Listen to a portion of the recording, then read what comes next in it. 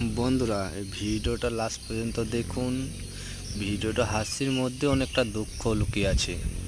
কেননা এই যে ধান কাটা মেশিন থেকে ধান বেরোনো বাদ দিয়ে জল বের হচ্ছে, এগুলো কি চাষিরা আর ঠিক থাকবে বলুন? এই কত যে ক্ষয়ক্ষতি হচ্ছে চাষিদের, মানে বলার ধারণা নেই। চাষিরা কি করে বাঁচবে?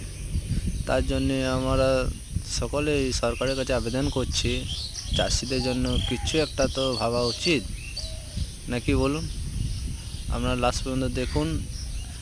ধান নেই, খালি জল পড়া আছে, জল। এটা 1 বিঘি জমি কাটা হয়েছে, 1 ঘন্টা 15 মিনিট লেগেছে। আর ধান সবে হবে 4 থেকে 5 বস্তা। চাষি খরচা উঠাবে না মেশিনওয়ালাকে দেবে, না সাবমার্শালওয়ালাকে দেবে জলের পয়সা? চাষি মরা ছাড়া কি গতি আছে বলুন?